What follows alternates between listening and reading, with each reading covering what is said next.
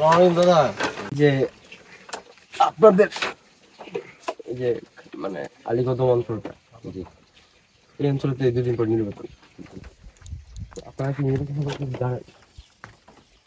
মানে কে কোন প্রার্থী বা কোন দলের কে প্রার্থী জানি না, এরকম কিছু জানেন না?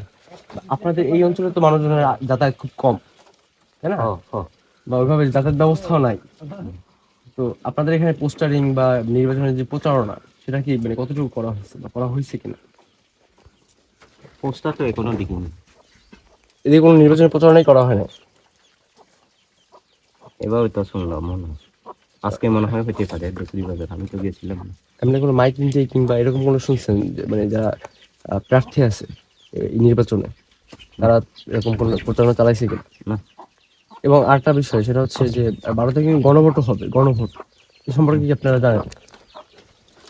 এটা তো জানি, 12 তারিখ শুনছিলাম। এই গণভোট মানে সম্পর্কে আর কি জানেন? আর কিছু আর কি, আমি তো কিছু জানি না। 12 তারিখ যদি ভোট হয় তাহলে যাব, ভোট দিব। আপনাকে জানাই, সেটা হচ্ছে গণভোটের 2টা অপশন, একটা হচ্ছে হা ভোট, একটা না ভোট। হ্যাঁ, ভোট না ভোট মানে গণভোটে হা দিবেন অথবা না, গণভোট হয় এভাবেই আর কি। গণভোট সম্পর্কে কিছু জানেন? গণভোটের কোনো প্রচারণা চালানো হয় না,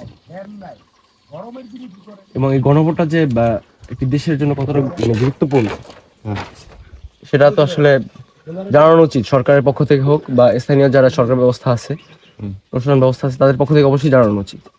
তো এই সম্পর্কে কোনো কিছু জানানো হয় না আপনাদের? আমি তো জানি না, আমি তো ওই ইয়ার মধ্যে থাকি, তো পাহাড়ে থাকি, আর তো আলীকদমে তো আমি যাই না।